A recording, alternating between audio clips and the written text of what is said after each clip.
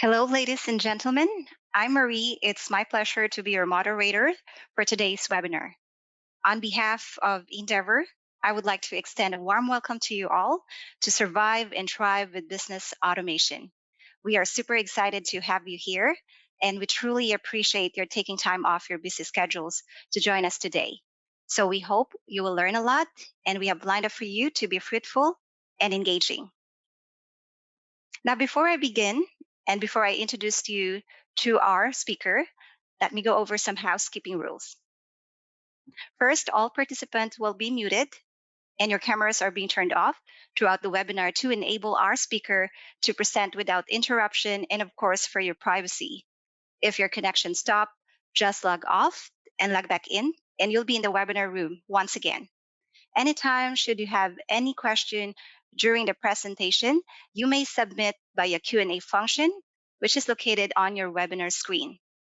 And the session is being recorded and will be sent to the registered attendees afterwards. And now it's my pleasure to introduce you to our speaker. Today, we have Rob Sheldrick, Head of Mid-Market Enterprise, Ndevr Proprietary Limited. Rob is actually a veteran of wholesale distribution and supply chain industry and have started his career with Australia's largest food producing company. So over the course of 20 years, he became an internal business transformation, a modernization specialist, eventually moving on to delivery of modernization and transformation for companies in Australia. And he's really passionate about working with businesses to ensure they are future fit and ready to exploit leading edge business practices and technology that is yet to come. So, ladies and gentlemen, please welcome Rob. Thank you, Marie. Appreciate that. Thanks, Rob. So, Rob, I guess when people think about automation, they really start thinking about robots in factory and workers being really replaced by big, clunky machines. So, could you start at the beginning? And can you please help us break down how you see automation? Okay, thanks. So firstly, let me just start by saying, from my perspective, today is an opportunity to start a discussion. So I'm not expecting that everybody that attends today's session, and thank you for attending, by the way, is going to have every question answered necessarily, although we do have a Q&A section at the end. So let's start with a bit of platform first. So what is automation? So put simply, it's about replacing humans in a process as such. So typically this is with a machine or a computer. So an example of that in today's world would be an electric bike, which is actually a pretty good example because a lot of people doing courier deliveries now have moved to electric bikes because they're cost effective. They're able to actually maintain a good speed and get around and do their job with efficiency. So that talks to the basic concept of what is, for me or for us, what is automation. So if we jump forward, I'm just trying to get my system to jump forward. There we go. Let's talk about business automation and what that actually means. So from here, automation is really about using or leveraging software technology to do certain things. So whether that be a robotic arm inside a manufacturing plant, like say Holden's, or Holden's aren't around anymore, but organisations like that, or generally just software that adds speed and efficiency and outcome to a process.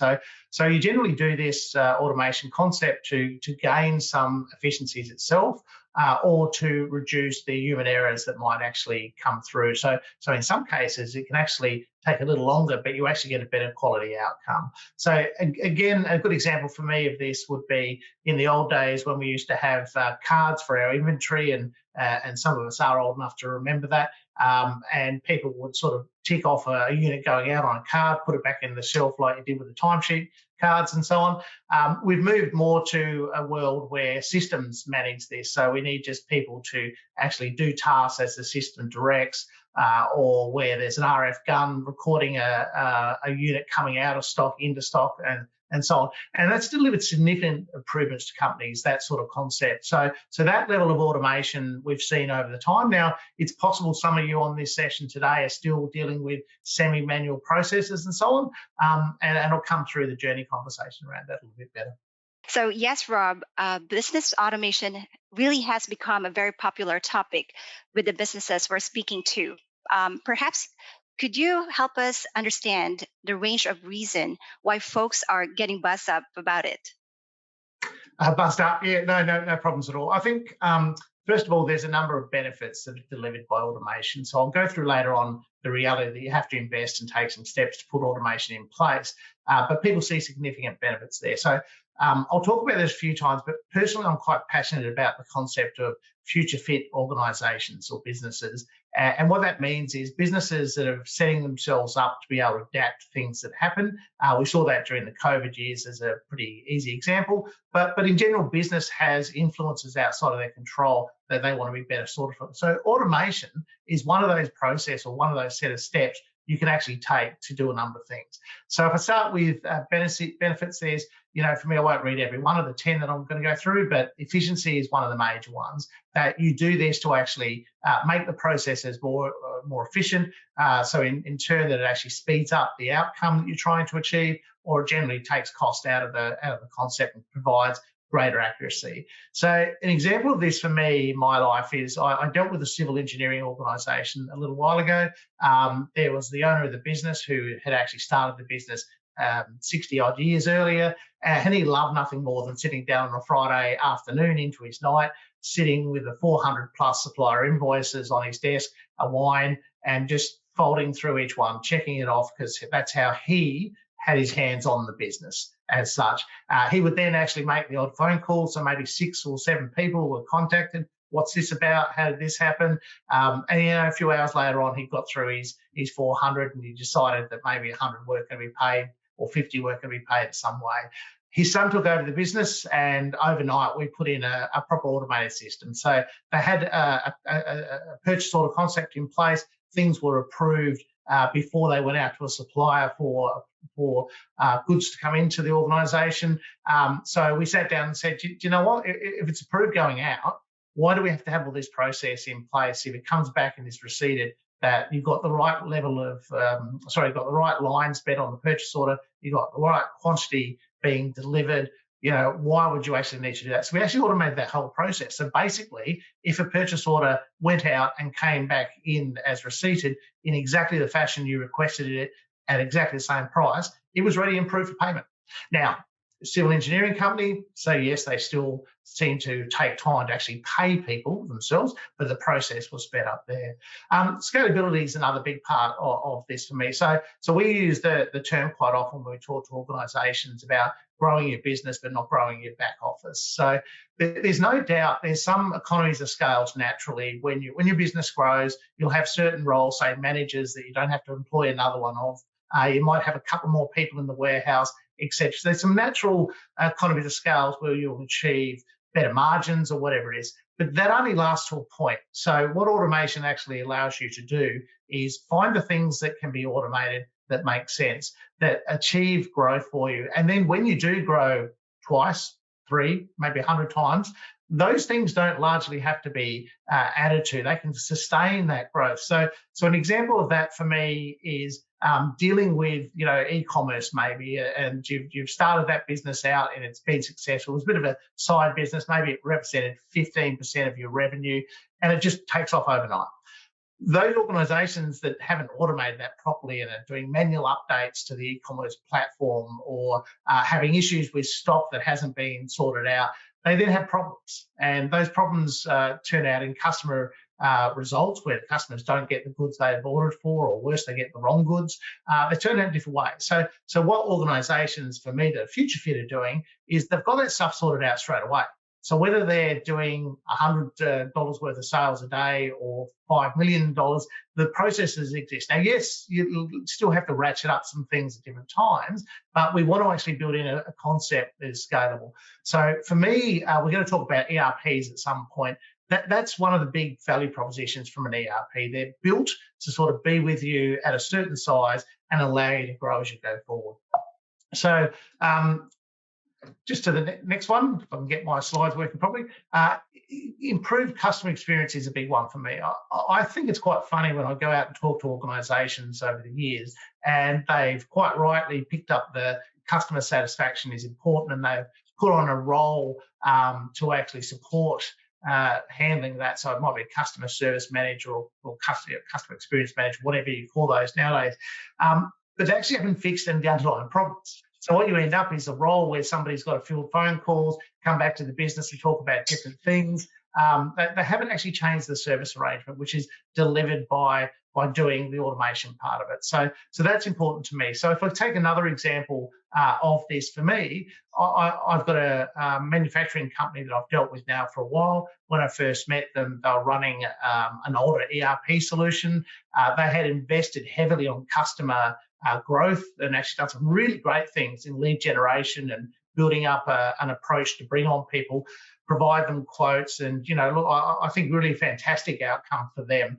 But what they didn't do was actually fix their underlying processes. So what happened was whenever they would have a sales order come in the system, they actually didn't have a clarity around what the inventory items were, to the point they didn't trust it, and they actually would walk downstairs after an order was placed, physically cite the goods that were there or not there, and then go back and complete the order or ring the customer back and say, we can't do that or we can do that or whatever it was. And to me, it was just crazy. Here you are in a situation where your whole business is focused about looking after your customer and doing the right things, as it should be, and yet your underlying foundation solution was not actually giving you the confidence nobody had stock. So you were setting yourself up for failure. I hope that makes sense.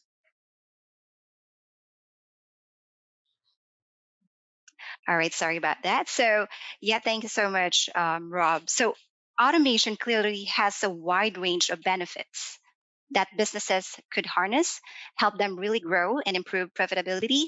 But clearly, this isn't the case. So, just flicking a button and a stuff will start magically being automated. So, what else do we need to keep in mind when we're looking at areas of businesses that could be automated? Yeah, no, that's a good question. So first of all, let's talk about the types of automation, because I think the term automation, everybody goes to the sexy AI conversation as an example. And just for a bit of fun, let me share with you. I come from a poultry organisation in my early days back in the 90s. And in that world, we had chickens coming down the line to be produced or dissected in that case. And we replaced people who used to look at the chickens and say, is this a good quality, this is a bad quality, etc., with photography or an AI concept where there would be photos taken against the database. It would work out what was an A grade product and a B grade product and a C grade product. So the value proposition then was very much about quality and having the right products. But actually it was more than that. What ended up happening was, once we put that in place, the actual line could move faster. So we didn't just get an advantage at that point where the people were being replaced, and yes, there was some reduction in costs and so on. Actually, what we got to do was turn the whole line up by about 300%. And that flew all the way through all the manufacturing steps to turn that up. Now, I'm pointing that out because that's a great example of AI in real world, but it's also an AI example from the 90s. So this is not a new concept, except it's a really interesting world with AI right now. There's a lot of great stuff. There's a lot more that you can do with the power of AI. And, I'm like everybody else. I'm watching what's happening in that space. So let's talk about the big winners for me around what's going on here with types of automation. So first I want to introduce the idea that companies and people are on the same journey, maybe at different pace. So what I mean by that is that there are people today that are doing some things with automation. They're actually ahead of other people because that's what's required. So e-commerce, they've already got information coming out of their enterprise solution or whatever it may be, the business solution in there. There are other people that have stepped back. So if I take an example, I met with an organisation again just recently, or maybe a year ago now, that was running Xero, running Sin 7 to look after their inventory systems, and the things talk to each other, but they actually had some problems around where that solution was running. And those problems were around roundings that, as an example, Sin 7 rounded a different way to what was happening in Xero. Is that an issue? Yeah, because your dollars start getting out of kilter and so on. That then would then pass over to other solutions as well. So for me, there's a big part of this conversation is actually having a true ERP solution underneath this. Now, we can have those conversations individually if you'd like about why I think that and so on. But one of the things is it offers a range of things. So looking through the list here, and again, I won't go through every one, but data automation in a true ERP solution just becomes inherent. So you're not looking for a CRM update. So sales guy out in the field takes a note from a meeting, puts it into the CRM. It just automatically goes across to wherever in the system that needs to be aware of. Equally, if we've got a sales order, it turns into an invoice, a sales result, that salesperson can see that information. It's totally connected within the one system. So data automation is flowing where it needs to. We can also do data automation between systems. So we have options around doing that. They might be whether we're using an API, whether we're using some sort of scheduled CSV file movement, or even down to an iPass conversation, which allows us to be a little bit more connected in various ways. But typically, for me, automation, if you can get it in the box for an enterprise solution, that's a good way to go.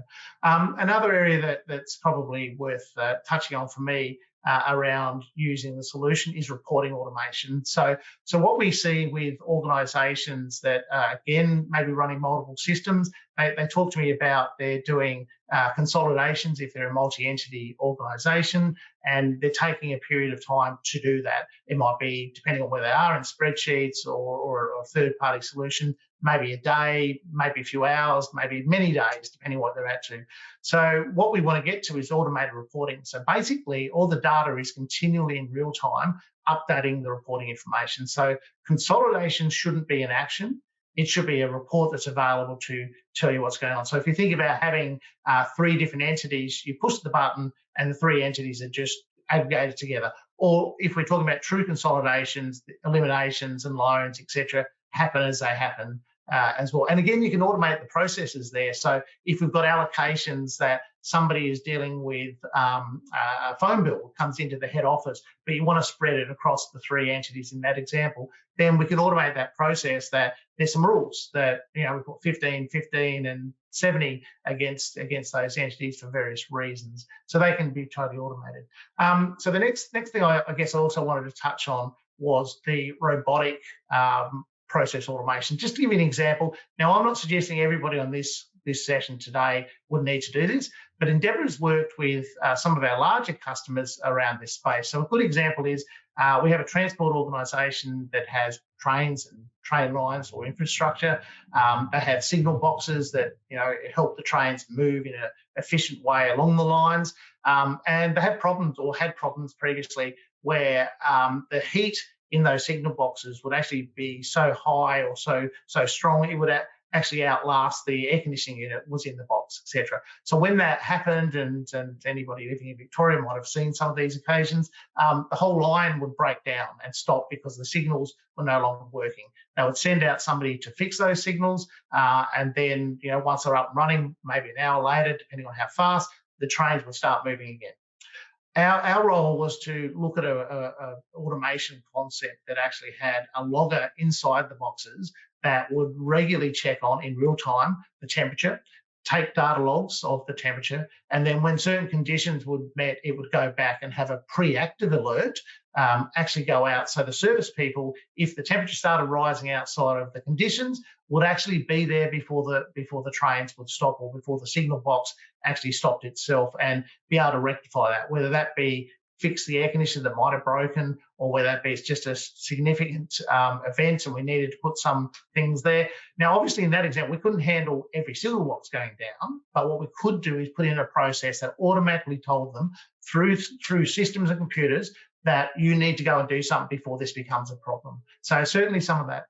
So you've clearly seen your fair share of common misunderstandings and fielded a few questions on this topic. So could you shed some more light on some of these other things that keep popping up in discussion on automation?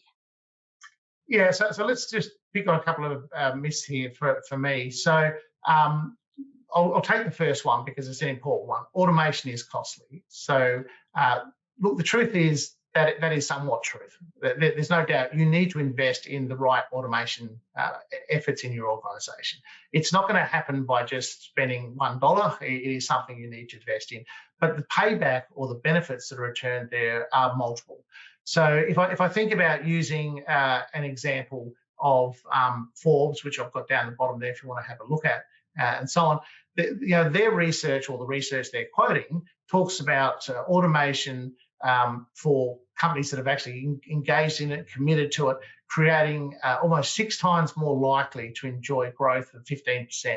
So that's certainly true. From a Forrester research point of view, there's again research that says for future fit businesses that commit to automation and what that delivers, they're ready to go, and they also get about 3.2 times the growth that their peers are seeing in their own industry set. So I think there's a concept that, yep, there is some investment. So if we talk about an ERP solution, which I'm an advocate for and passionate about, replacing some of those traditional business systems, or even some of the older, not so great, haven't kept up with the world ERP solutions, in my mind, that effort is fairly substantial. There's some investment, there's some change management that goes on.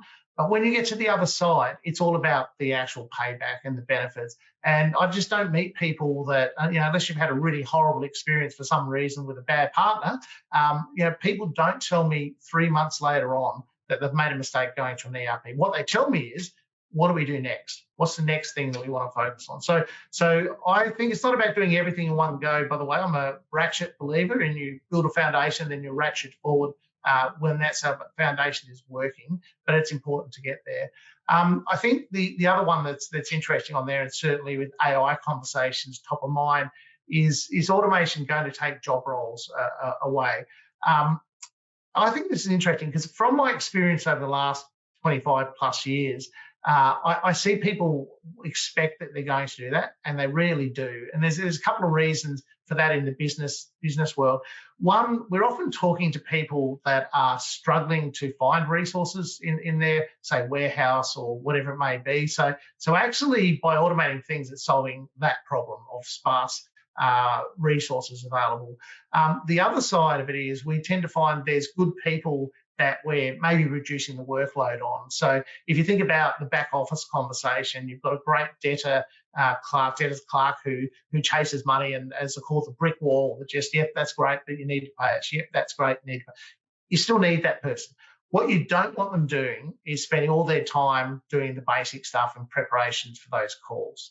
You need them to actually have the system spit out information and tell them that, hey, this is the thing you need to focus on in the call. Now, remember, from my point of view, I'm talking about an ERP solution that has largely all-in-one. What they should also have is a lot of interaction details. So, CRM is telling them, this is what the sales guy did last week. This is what such and such did yesterday. So when they're talking to somebody about chasing some bills or whatever, there's a bit of context to the conversation. So I think that's really important to me, that I understand people may have concerns about redundancies, but in reality, in the world I live in, I don't see that so much. I more see, resolving resource issues or deploying great people to focus on the value in the business rather than the mundane tasks that aren't important. And, for me, the best example there is supplier payments. How is that important to do that if you've got great people that can actually follow up other things in the business and such? So the last one I want to just touch on, I think can actually make me a little bit, not angry, but passionate, I guess, is myth 7 that says, I don't need to automate, everything is working well. I would suggest, myself included, if you're ever sitting there and saying, I'm done, I'm the perfect version of me, you're probably not right. And I don't think people necessarily lie to me. I think it's worse. I think they lie to themselves. So I meet organisations, by example, who are running around. I've got an organisation I met just recently. They're doing deboning of carcasses, so they're in the food industry.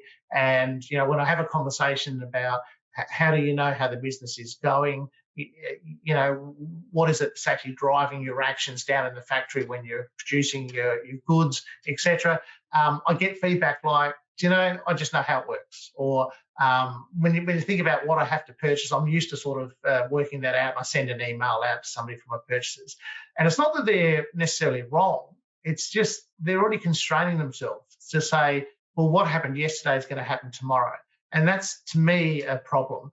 What we want them to do is actually focus on, if we want to improve this business, if we want to see greater growth, what are the things we need to do? And for me, understanding you and visualizing your business is really important. So inventory is the same. I run into people who have not invested in an inventory or management system or a warehouse system in any way, and they've got manual updates. So somebody grabs some product, they take it out, it's manually updated on a spreadsheet somewhere, or worse, somebody says, I know what I've got, right? And some of you on this call might be going, okay, but who does that? But that is actually what we do see in the world, that people on their different steps and different journeys actually do that. So for me, that's an absolute myth. The system is never right. And if you want a good example of that, look at organisations that have excelled in automation and adding value to their organisation. They're the first people saying, what's the next logical thing to do? They're never sitting there and saying, I'm done and dusted. Okay, so for now, that's all right. If I now touch on maybe how to go around that process, I'm going to start with a basic framework just to allow us to think about this. And, this is not meant to be the framework that you absolutely put in place, but it's to give some guidance today around some rigor and how do you know you're doing the right things. So in the real world, for me, what I call the real world, it's really about making the right decisions in this space. So one of the things you need to do is identify and prioritise the repetitive tasks that can actually be handled in some sort of automated way. So, for me, it's about sitting down and saying, okay, well, here's a process. These are the things that we can manage. How much decision making has to be involved in this process? So if we're talking about, say, configurator handling sales, sometimes it's as simple as, I just need to know the color and I need to know the size of the product, and that's a configurator. That stuff can probably be automated fairly simply. But what if we're talking about there's 30 decisions, so putting in a kitchen, if you like, into a new house, and there's probably 40 decisions about what you need to do in the configurator there. So that might need more intervention, where somebody's saying, hey, but if you do this, that's your triangle pattern to get from the stove to the fridge, etc. This is going to be impacted. There's sorts of things that may be systems, although AOA is starting to do some of this, and it's good. So the first instance is working out the right things to actually look at and work with. Then it's about drilling into each of those tasks or processes and doing an effective walkthrough and stepping through what needs to be done to really make sure that there is a basic understanding of the conditions that govern that task being completed successfully. So what you often find there is actually a lot of things are repetitive. And actually, it doesn't take a lot of thought process to actually work out that. So if you think about things like replenishment, which we're going to touch on for a warehouse, it's some pretty simple stuff.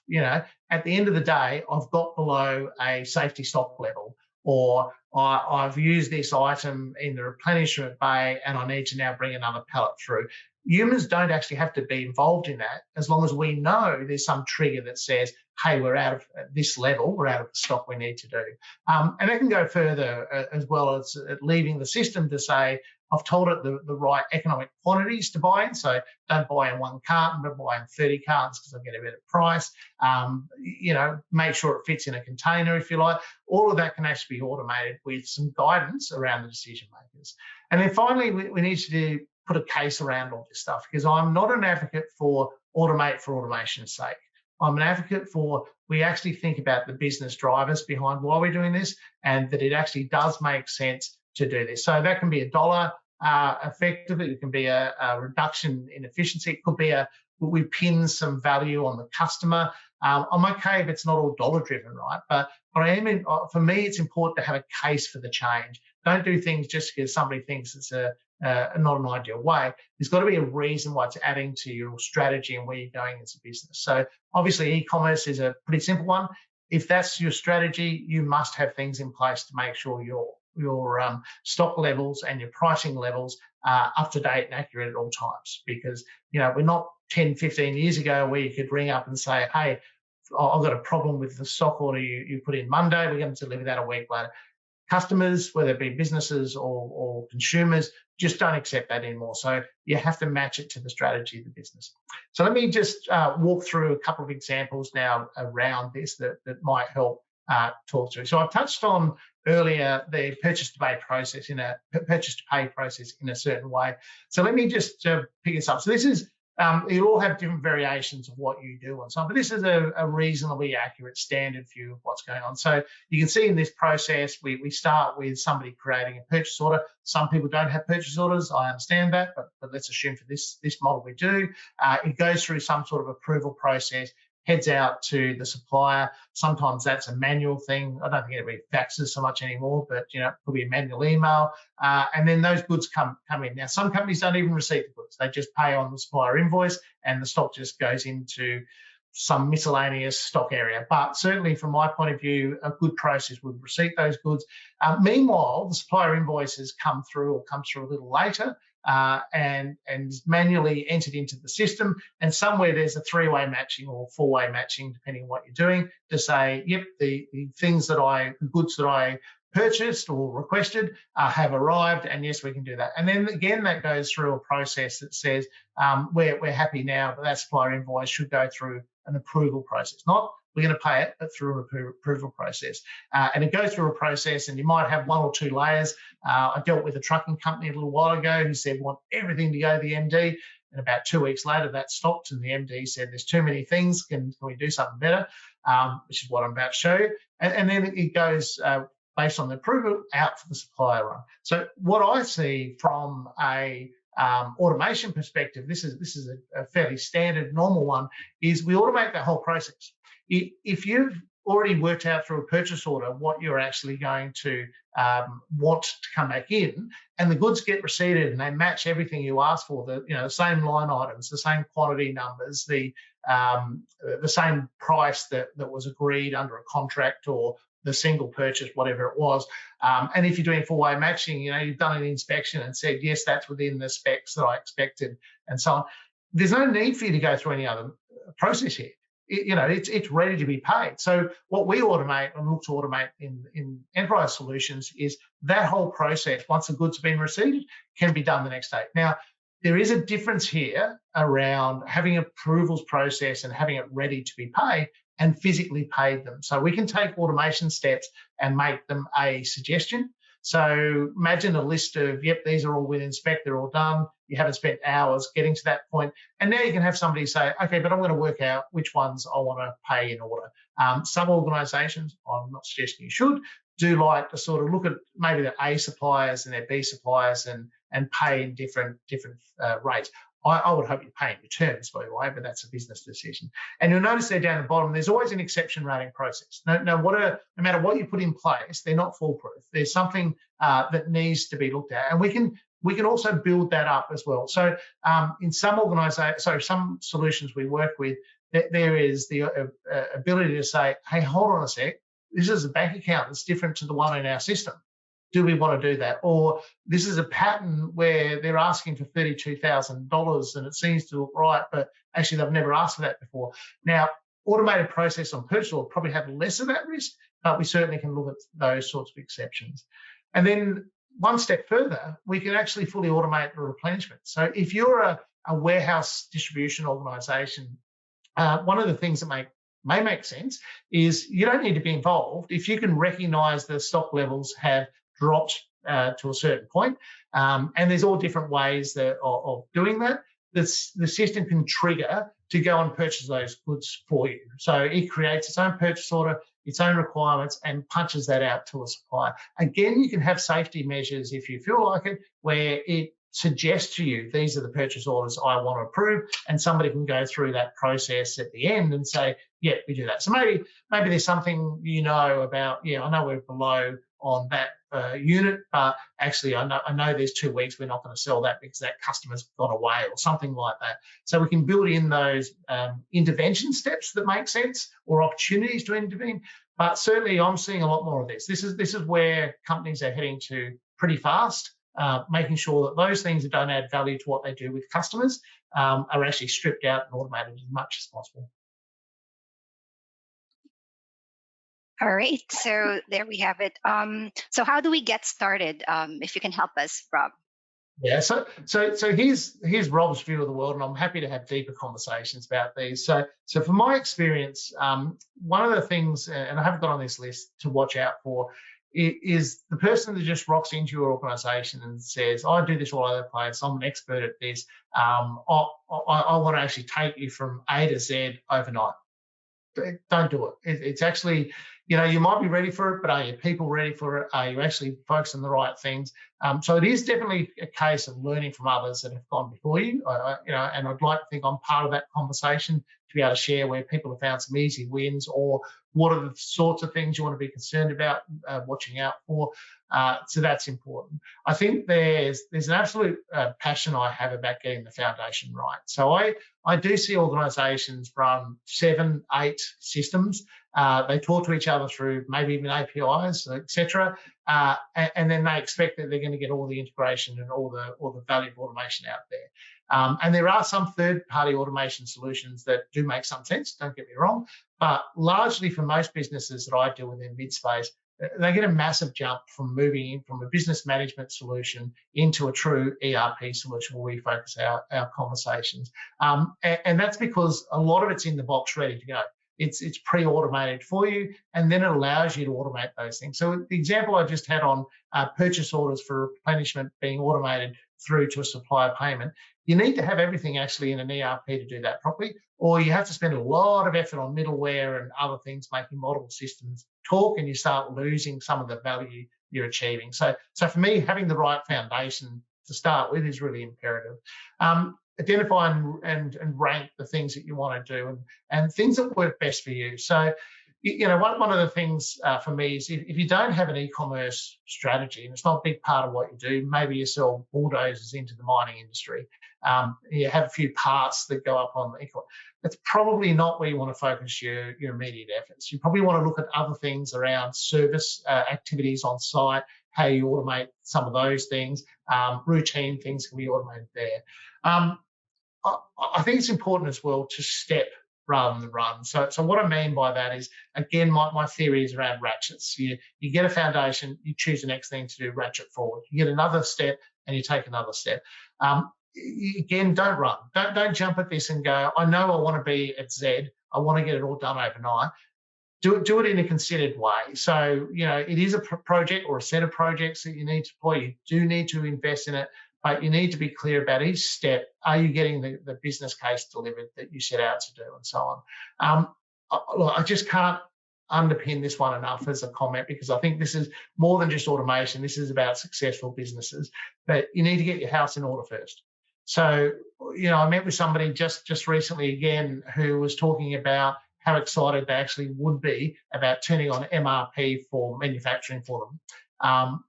And then I walked around their warehouse and looked at, it was just a mess.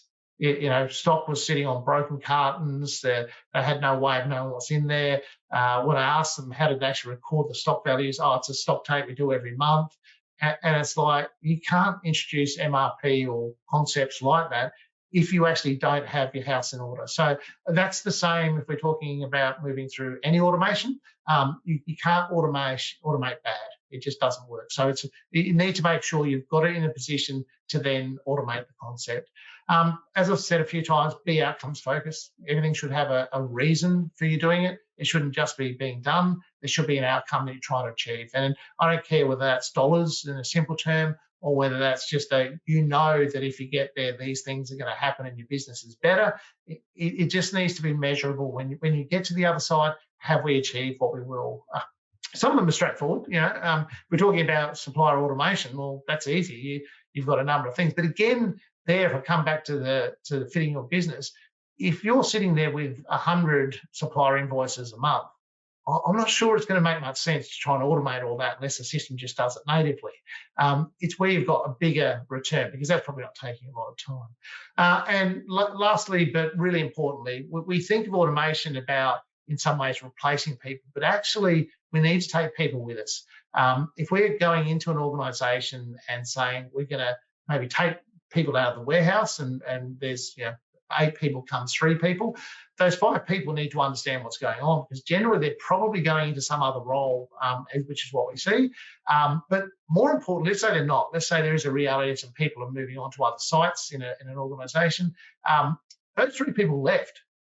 They've got to carry the can for this. So they need to be part of the journey and part of the vision as such. If they're not, they could be your worst enemies, because you still need humans somewhere in the process, and automating it without humans is going to be a problem. So I think change management is always important to a level. I'm not saying it's a democracy and everybody votes on what they should do, but I think you need to spend time and make sure when you get there, particularly in automated processes, the inwards parts of the process and the outwards part of the process, that those people are also part of the process. So just lastly, just to wrap this up as a concept, I'll put this slide in because it's interesting and talks about AI and some of the things coming forward. So there's no doubt that whether you're automating a lot now or whatever, it's part of the future. McKinsey have done some estimates, said up to 800 million. I changed it slightly. I think it said 10 to 800 million. So they had a very broad go there. But we all understand there are some significant changes coming at us now around the introduction of whether it be AI or other automation techniques, and businesses will act differently.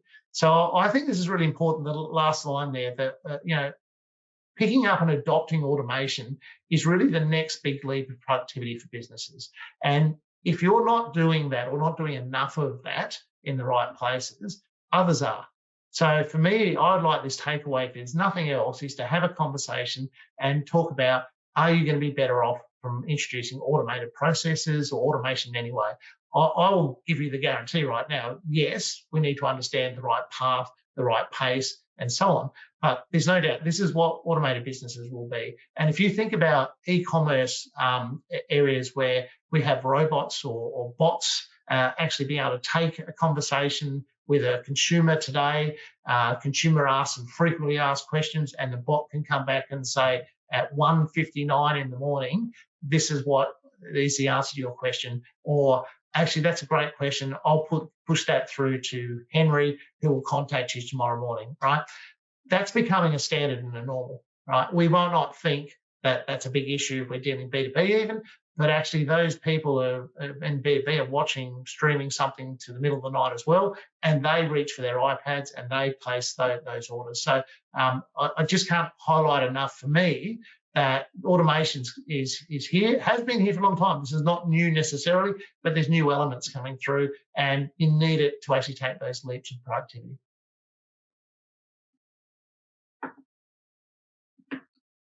All right, so thank you, Rob, for running the discussion. So I guess our audience by now have a lot of takeaways to jot down. So before I go ahead with our Q&A, I encourage everyone to please send us your questions so that Rob can actually directly answer your question. And if we don't get your question today, we'll make sure that we'll follow up with you afterwards. So I know that you're all excited to hear the answer to your questions. So I think we can get started with our Q&A session. All right, so let me quickly check. So I have a question. Rob, how do I get the data from robots to go into IT systems so that I can use it? Okay, so there's a few answers to that. So if I just take a system that has some robotic activity in the warehouse, for example, and assuming it's a third party, there's a lot of mechanisms that can actually do that today. So we could be looking at APIs that are connecting the robot and our business system, our ERP as such. We could be looking at using iPaaS solutions, which are a bit more middleware, for want of a word, which allow you to sort of have a middle point where you can do certain things and transfer data as said. But actually what I'd be looking to do is, in that example of the warehouse, is can the system do it itself? So when we're talking about good ERP solutions, certainly there's an opportunity to not have any robots out there doing things. We have people scanning a pick when they're looking for goods, so they might scan the bay barcode, they can scan the barcode on the product they're picking, or even the sheet if it doesn't have direct barcode on it, and that is then driving into the system directly real time to say, I've just taken one of these, now I've taken two of these, and by the way, you need to do something, replenish or be aware or whatever. So I think there's certainly some technical stuff that can link disparate systems, but I would be looking for mid-sized businesses to say, well, how do I make the best of this just being in my enterprise solution as such? Thanks, Rob. So, talking about warehouse, I have here a question. If my warehouse is a mess, but I need the extra lifting power of automation to clean up this mess, what am I supposed to do? It feels a bit chicken and egg. Yeah, okay, that's a good question. Look, you have to clean up the mess. There's no way of getting around that. So it depends what you mean in this question by mess. If we're talking physically, there's stock all over the place, it's out of control. Yep, you have to come in on a weekend at some point, do a full stock take, get a basis of truth, and then instill in your people the basic hygiene that actually exists in a warehouse, because we shouldn't assume everybody in a warehouse actually understands that, right?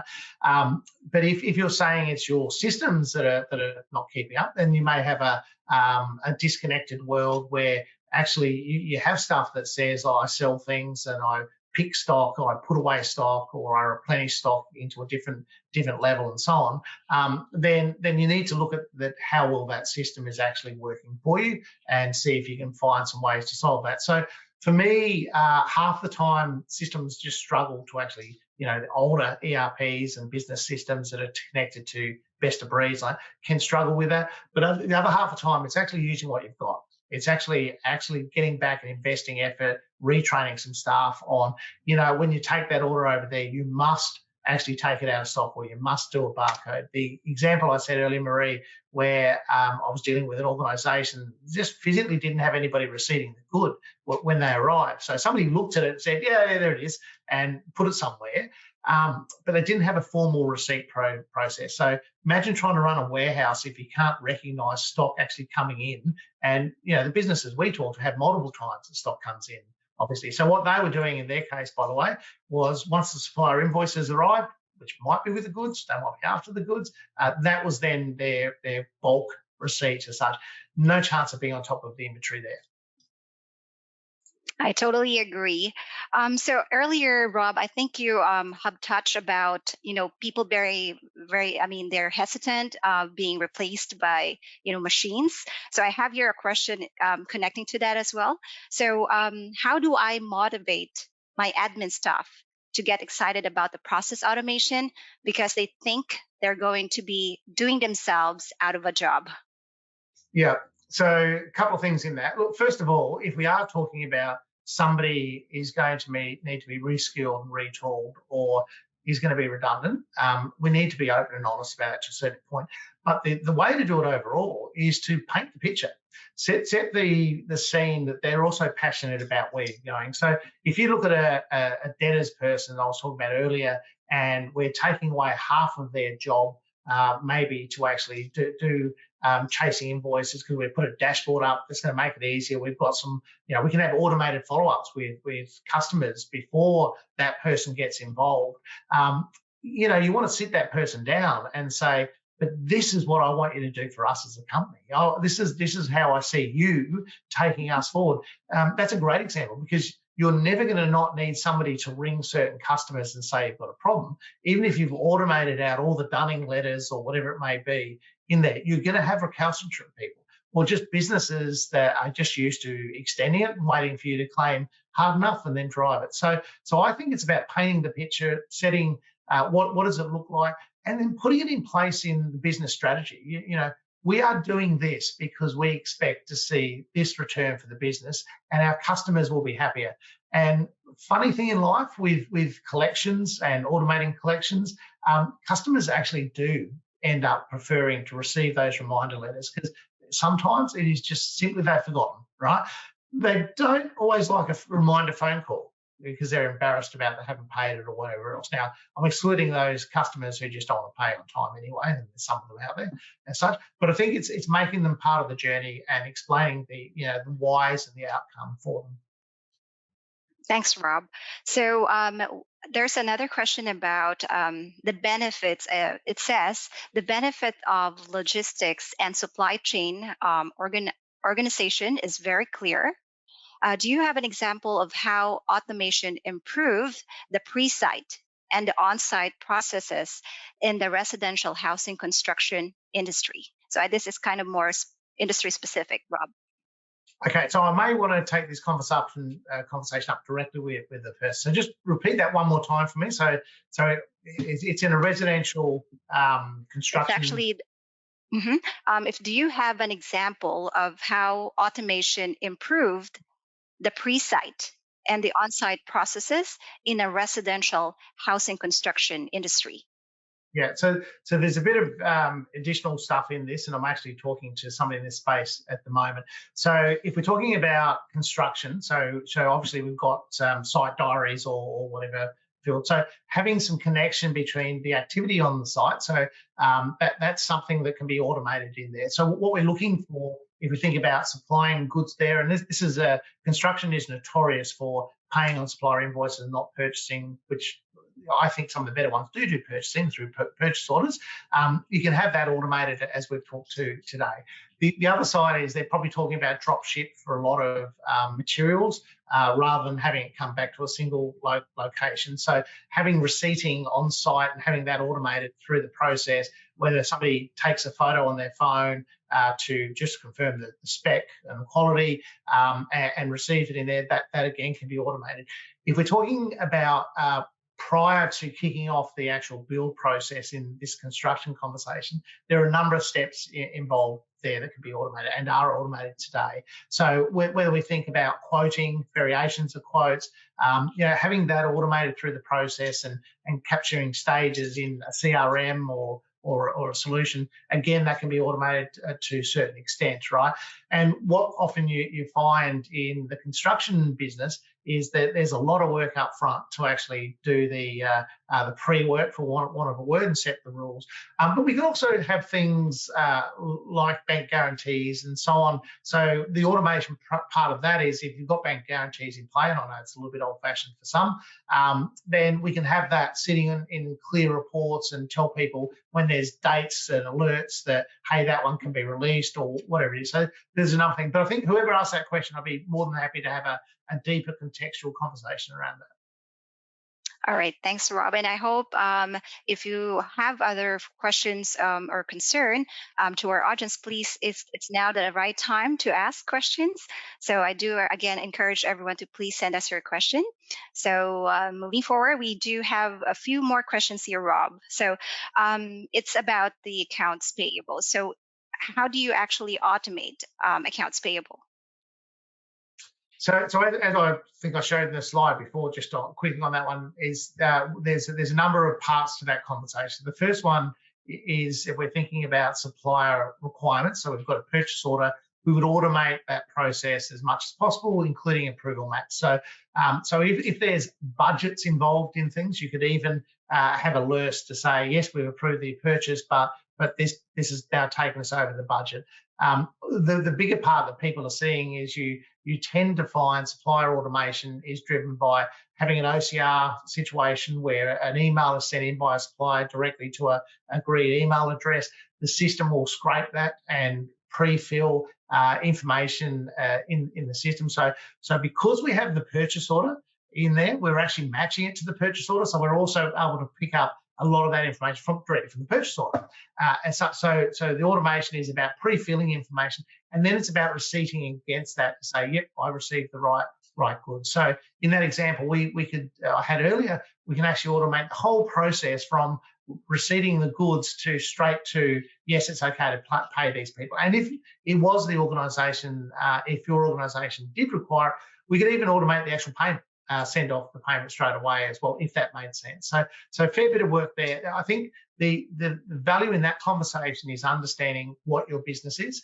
If you are, often construction businesses can be this way, driven by the supplier invoice being received to know you have to do things, and you don't necessarily have a purchase order, somebody's out at site and has rung up for some timber or whatever else, then we can do that part of the conversation. But in an ideal world, we'd like to see the whole thing connected from the purchase requisition And even there, I haven't touched on that, we can have purchase requisitions from multiple people at a factory level that rolls up into a purchase order request. So, I need 5, I need 3, and I need 2, and that rolls up to 10. And somebody goes, yep, let's go get 10 as such. So it takes that delay out of the process.